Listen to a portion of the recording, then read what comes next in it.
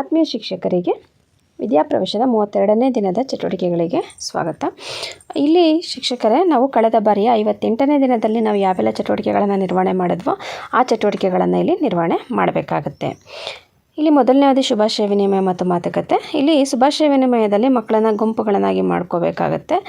ಇಲ್ಲಿ ಸ್ವಾಗತ ಚಪ್ಪಾಳೆಯನ್ನು ನೀವು ವೃತ್ತಾಕಾರದಲ್ಲಿ ನಿಲ್ಲಿಸಬೇಕಾದ್ರೆ ಹೇಳ್ಕೊಡ್ಬೋದು, ಅಥವಾ ನೀವು ಕೂಡ ಮಕ್ಕಳಿಗೆ ಸ್ವಾಗತವನ್ನು ಕೋರೋ ರೀತಿಯಲ್ಲಿ ಇಲ್ಲಿ ಸ್ವಾಗತ ಚಪ್ಪಾಳೆಯ ವಿಡಿಯೋ ಇದೆ, ಅದೇ ರೀತಿಯಲ್ಲಿ ನೀವು ಮಕ್ಕಳಿಗೆ ಸ್ವಾಗತವನ್ನು ಕೋರ್ಬೋದು. ಹಾಗೆ ಮಕ್ಕಳು ನಿಮಗೂ ಕೂಡ ಅದೇ ಮಾದರಿಯಲ್ಲಿ ಸ್ವಾಗತ ಮಾಡೋ ರೀತಿಯಲ್ಲೂ ಮಾಡ್ಕೋಬೋದು. ಕಡಿಮೆ ಮಕ್ಕಳಿದ್ರೆ ಅಥವಾ ಹೆಚ್ಚು ಮಕ್ಕಳಿದ್ರೆ ಮಕ್ಕಳನ್ನು 2 ಗುಂಪುಗಳನ್ನಾಗಿ ಮಾಡಿ, ಒಂದು ಗುಂಪಿನವರು ಮತ್ತೊಂದು ಗುಂಪಿಗೆ ಸ್ವಾಗತ ಮಾಡೋದು, ಹಾಗೆ ಆ ಗುಂಪಿನವರು ಮತ್ತು ಈ ಉಳಿದ ಗುಂಪಿಗೆ ಸ್ವಾಗತ ಮಾಡುವಂಥ ರೀತಿಯಲ್ಲೂ ಕೂಡ ಚಟುವಟಿಕೆಯನ್ನು ನಿರ್ವಹಣೆ ಮಾಡ್ಬೋದು.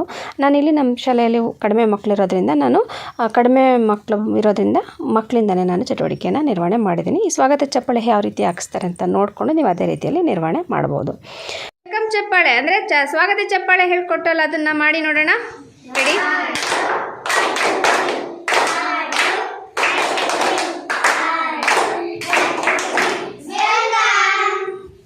ತದನಂತರ ನಾವಿಲ್ಲಿ 2 ಮತ್ತು 3ನೇ ತರಗತಿ ಮಕ್ಕಳಿಗೆ ಕನ್ನಡ ಅವಧಿಗೆ ಸಂಬಂಧಪಟ್ಟ ಚಟುವಟಿಕೆಗಳನ್ನು ನೀಡಿ ಮಾರ್ಗದರ್ಶನ ಮಾಡಿ, ಮಾತುಕತೆ ಚಟುವಟಿಕೆಯಲ್ಲಿ ನನ್ನ ಮರ ಎಂಬಂತಹ ಚಟುವಟಿಕೆಯನ್ನು ನಿರ್ವಹಣೆ ಮಾಡಬೇಕು. ಇಲ್ಲೊಂದು ಪದ್ಯವನ್ನು ಕೊಟ್ಟಿದ್ದಾರೆ. ಆ ಪದ್ಯವನ್ನು ಮಕ್ಕಳಿಗೆ ನಿಮಗೆ ರಾಗ ಗೊತ್ತಿದ್ದರೆ ರಾಗಪೂರ್ವಕವಾಗಿ ಹೇಳ್ಕೊಡ್ಬೋದು, ಅಥವಾ ಅದರ ಒಂದು ಹೇಳ್ಕೊಟ್ಟು ಅದರೊಂದು ಸಾರಾಂಶವನ್ನು ಕೂಡ ನಾವಲ್ಲಿ ಹೇಳ್ಕೊಡ್ಬೇಕಾಗತ್ತೆ. ಇನ್ನು 2ನೇ ಅವಧಿ ನನ್ನ ಸಮಯ. ಈಗಾಗಲೇ ನಾವು 29ನೇ ದಿನದಲ್ಲಿ ಏನು ಹೊಸ ಕಲಿಕಾ ಸ್ಥಳಗಳಲ್ಲಿನ ಚಟುವಟಿಕೆಗಳನ್ನು ಪರಿಚಯ ಮಾಡಿಕೊಟ್ಟಿದ್ದೀವೋ, ಅದಕ್ಕೆ ಇನ್ನು ಯಾವ ಮಕ್ಕಳು ಆ ಚಟುವಟಿಕೆಗಳನ್ನು ನಿರ್ವಹಿಸಿಲ್ಲ ಅನ್ನೋದನ್ನು ಅವಲೋಕನ ಮಾಡಿಕೊಂಡು ಎಲ್ಲ ಮಕ್ಕಳು ಕೂಡ ಆ ಒಂದು ಸ್ಥಳಗಳಲ್ಲಿನ ಚಟುವಟಿಕೆಗಳನ್ನು ನಿರ್ವಹಿಸೋ ರೀತಿಯಲ್ಲಿ ನಾವು ಮಾರ್ಗದರ್ಶನವನ್ನು ಮಾಡಬೇಕಾಗುತ್ತೆ. ಇನ್ನು 3ನೇ ಅವಧಿಗೆ ಹೋಗೋದಕ್ಕಿಂತ ಮುಂಚೆ 2 ಮತ್ತು 3ನೇ ತರಗತಿ ಮಕ್ಕಳಿಗೆ ಕನ್ನಡ ಅವಧಿಯಲ್ಲಿ ನಿರ್ವಹಿಸಿದಂಥ ಚಟುವಟಿಕೆಗಳನ್ನು ಕರೆಕ್ಷನ್ ಮಾಡಿ ದಿನಚರಿಯಲ್ಲಿ ಮೆನ್ಷನ್ ಮಾಡಿಕೊಂಡು 2ನೇ ಅವಧಿ ಗಣಿತ ಅವಧಿಯನ್ನು ಸ್ಟಾರ್ಟ್ ಮಾಡಬೇಕು. ಆ ಚಟುವಟಿಕೆಗಳನ್ನು ನಿರ್ವಹಿಸೋದಕ್ಕೆ ನಾವು ಸೂಚನೆಗಳನ್ನು ನೀಡೋದ್ರ ಮೂಲಕ ನೆಕ್ಸ್ಟ್ 1ನೇ ತರಗತಿ ಮಕ್ಕಳಿಗೆ ಬುನಾದಿ ಸಂಖ್ಯಾ ಜ್ಞಾನದ ಅವಧಿಯನ್ನು ಸ್ಟಾರ್ಟ್ ಮಾಡ್ಕೋಬೇಕಾಗತ್ತೆ. ಇಲ್ಲಿ ಸಂಖ್ಯಾ ನಕಲು ಅಂತೇಳಿ ಕೊಟ್ಟಿದ್ದಾರೆ. ಇದಕ್ಕೆ ಪೂರಕವಾಗಿ ವಿಡಿಯೋ ಇದೆ, ಅದೇ ರೀತಿಯಲ್ಲಿ ನೀವು ನಿರ್ವಹಣೆ ಮಾಡಬಹುದು. ಮಕ್ಕಳೇ, ಇಲ್ಲಿ ಈ ಆಟದಲ್ಲಿ ಹೇಗೆ ಮಾಡಬೇಕು ಅಂದರೆ, ಇಲ್ಲಿ ನಾನು ನಂಬರ್ಗಳನ್ನ ಬರೆದಿದ್ದೀನಿ. ಇದ್ರ ಮೇಲೆ ನೀವು ರಂಗೋಲಿ ಪುಡಿನಲ್ಲಿ ತಿದ್ದಬೋದು, ಅಥವಾ ಇಲ್ಲಿ ರಬ್ಬರ್ ಅಕ್ಷರಗಳನ್ನ ಇಟ್ಟಿದ್ದೀನಿ, ಅವುಗಳನ್ನ ಅದ್ರ ಮೇಲೆ ಜೋಡಿಸ್ಬೋದು. ಈಗ ಉದಾಹರಣೆಗೆ ರಂಗೋಲಿನಲ್ಲಿ ಈಗ ನೋಡಿ 1 ಅಂತ ಇದೆಯಲ್ಲ, 1ರ ಮೇಲೆ ಏನು ಮಾಡೋದು, ರಂಗೋಲಿ ಪುಡಿನಲ್ಲಿ ಈ ರೀತಿ ಏನು ಮಾಡಬೇಕು, ತಿದ್ದಬೇಕು ಅದ್ರ ಮೇಲೆ, ಆಯಿತಾ? ಈ ಥರ ಏನೇಳಿ ಈ ಥರ ರಂಗೋಲಿ ಪುಡಿನಲ್ಲಿ ತಿದ್ದೋದು, ಆಯಿತಾ? ಹಾಗೆ ಇನ್ನೊಂದು ಏನಂತ ಹೇಳಿದೆ, ಅದ್ರ ಮೇಲೆ ತಿದ್ದಬೇಕು ಮಕ್ಕಳ, ಈ ಥರ, ಆಯಿತಾ? ಇನ್ನೊಂದು ಏನಂತ ಹೇಳಿದೆ, ರಬ್ಬರ್ ಅಕ್ಷರಗಳನ್ನ ಇದ್ರ ಮೇಲೆ ಏನು ಮಾಡಬೇಕು, ಜೋಡಿಸ್ತಾ ಹೋಗಬೇಕು. ನೋಡಿ, ಈ ರೀತಿ ಜೋಡಿಸ್ತಾ ಹೋಗಬೇಕು.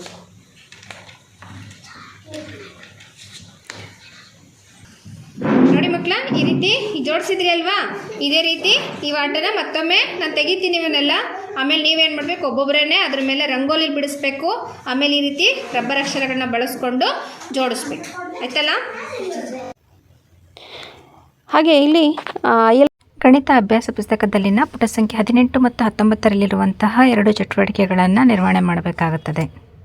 4ನೇ ಅವಧಿ ಸೃಜನಶೀಲ ಕಲೆ. ಇಲ್ಲಿ ಅಕ್ಷರಗಳ ಮೇಲೆ ತಿದ್ದುವುದು ಅಂತೇಳಿ ಕೊಟ್ಟಿದ್ದಾರೆ. ಇಲ್ಲಿ ರಬ್ಬರ್ ಅಕ್ಷರಗಳನ್ನು ಬಳಸ್ಕೊಂಡು ನಾವೇನು ಮಾಡಬೇಕಾಗತ್ತೆ, ರಬ್ಬರ್ ಅಕ್ಷರಗಳನ್ನು ತಿದ್ದುಬಿಟ್ಟು ಅದಕ್ಕೆ ಬಣ್ಣ ಹಚ್ಚುವಂತಹ ಒಂದು ಚಟುವಟಿಕೆಯನ್ನು ಮಾಡಿಸ್ಬೇಕಾಗತ್ತೆ. ನಾವು ಕಲಿಕಾ ಸ್ಥಳದಲ್ಲಿ ಓದೋ ಮತ್ತು ಬರೆಯುವ ಒಂದು ಚಟುವಟಿಕೆ, ಕಲಿಕಾ ಸ್ಥಳದಲ್ಲಿ ಕೂಡ ಈ ಒಂದು ಚಟುವಟಿಕೆಯನ್ನು ಈ ವಾರದಲ್ಲಿ ಮಾಡಿರ್ತೀವಿ. ಅದನ್ನೇ ನಾವೇನು ಮಾಡಬೇಕಾಗತ್ತೆ, ಮತ್ತೊಮ್ಮೆ ಪುನರ್ಮನನ ಮಾಡಿಸ್ಬೇಕಾಗತ್ತೆ. ಇದಾದ ನಂತರ 5ನೇ ಅವಧಿ ಭಾಷಾಭಿವೃದ್ಧಿ. ಇಲ್ಲಿಗೆ ಭಾಷಾಭಿವೃದ್ಧಿ ಅವಧಿಗೆ ಸ್ಟಾರ್ಟ್ ಮಾಡೋದಕ್ಕಿಂತ ಮುಂಚೆ 2 ಮತ್ತು 3ನೇ ತರಗತಿ ಮಕ್ಕಳಿಗೆ ENKಗೆ ಸಂಬಂಧಪಟ್ಟಂತೆ RW ಚಟುವಟಿಕೆಯನ್ನು ಯಾವುದನ್ನು ನಿರ್ವಹಣೆ ಮಾಡಬೇಕು ಅಂತ ಮಾರ್ಗದರ್ಶನವನ್ನು ಕೊಟ್ಟು, ತದನಂತರ 1ನೇ ತರಗತಿ ಮಕ್ಕಳಿಗೆ ಆಲಿಸುವುದು ಮತ್ತು ಮಾತನಾಡುವ ಕ್ಷೇತ್ರಕ್ಕೆ ಸಂಬಂಧಪಟ್ಟಂತೆ ಮಧ್ಯದ ಅಕ್ಷರ ಗುರುತಿಸು ಎಂಬಂಥ ಒಂದು ಚಟುವಟಿಕೆಯನ್ನು ನಿರ್ವಹಣೆ ಮಾಡಬೇಕು. ಇದಕ್ಕೆ ಪೂರಕ ವಿಡಿಯೋ ಇದೆ, ನೀವು ಅದೇ ರೀತಿಯಲ್ಲಿ ನಿರ್ವಹಣೆ ಮಾಡಬಹುದು. ಜೊತೆಗೆ ಧ್ವನಿ ಆಲಿಸು ಅಕ್ಷರ ಗುರುತಿಸು EC 14 ಅಂದರೆ ಕನ್ನಡ ಅಭ್ಯಾಸ ಪುಸ್ತಕದ 14ನೇ ಪುಟದಲ್ಲಿರುವಂತಹ ಧ್ವನಿ ಆಲಿಸು ಅಕ್ಷರ ಗುರುತಿಸು ಎಂಬ ಚಟುವಟಿಕೆ ಹಾಳೆಯನ್ನು ಕೂಡ ನಾವು ಈ ಸಂದರ್ಭದಲ್ಲಿ ನಿರ್ವಹಣೆ ಮಾಡಬೇಕಾಗುತ್ತೆ. ಇಲ್ಲ, ಕೆಲವೊಂದು ಪದಗಳನ್ನ ಬರ್ತಿದ್ದೀನಿ, ಇದರಲ್ಲಿ ಮಧ್ಯದ ಅಕ್ಷರ ಯಾವುದು ಅಂತ ಗುರುತಿಸಿ ಹೇಳ್ಬೇಕು. ನಾನು ಪದನ ಓದ್ತೀನಿ, ನೀವು ಅದರಲ್ಲಿ ಮಧ್ಯದ ಅಕ್ಷರ ಯಾವುದಿದೆ ಅಂತ ಹೇಳ್ತಾ ಹೋಗ್ಬೇಕು, ಆಯ್ತಾ? ಒಂದೊಂದೇ ಅಕ್ಷರನ ತೋರಿಸ್ಕೊಂಡು ಹೇಳ್ತೀನಿ ನಾನು. ಆ, ರ, ಸ. ಇದರಲ್ಲಿ ಮಧ್ಯದ ಅಕ್ಷರ ಯಾವ್ದು ಮಕ್ಕಳ? ಯಾವುದು ಹೇಳಿ? ರ ಅಕ್ಷರ.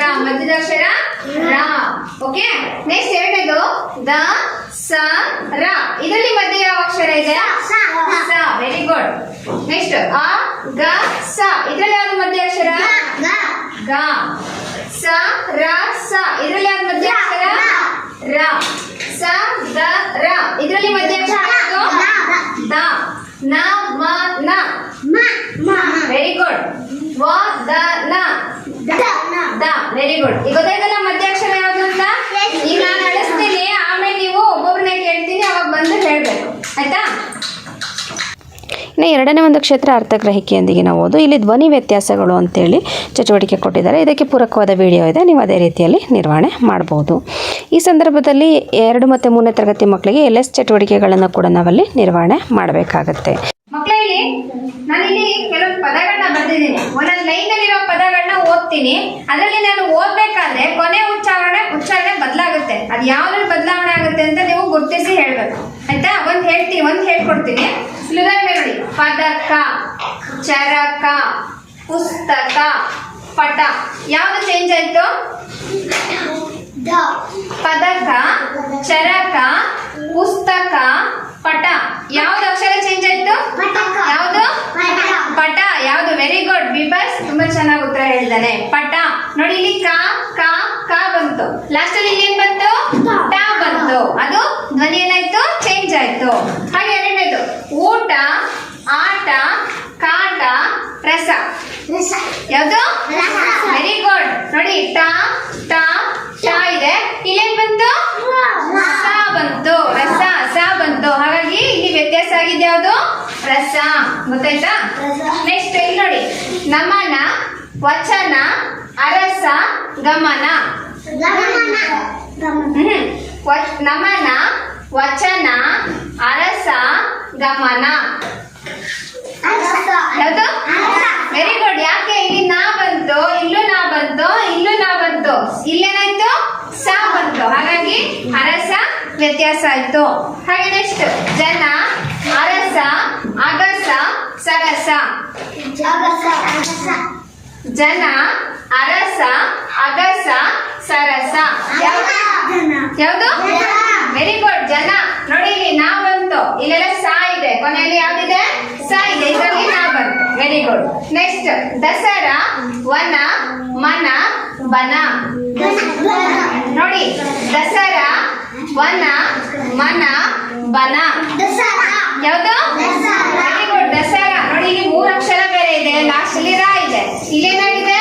ನ ನ ನ ಬಂದಿದೆ. ವ್ಯತ್ಯಾಸ ಅಂತ ಗೊತ್ತಾಯ್ತಲ್ಲ ಮಕ್ಕಳ? ವೆರಿ ಗುಡ್, ಚೆನ್ನಾಗಿ ಉತ್ತರ ಕೊಟ್ಟಿದ್ದೀರಾ. ತದನಂತರ 1ನೇ ತರಗತಿ ಮಕ್ಕಳಿಗೆ ಉದ್ದೇಶಿತ ಬರಹದಲ್ಲಿ ಹವಾಮಾನ ನಕ್ಷೆ ಅಂತ ಕೊಟ್ಟಿದ್ದಾರೆ.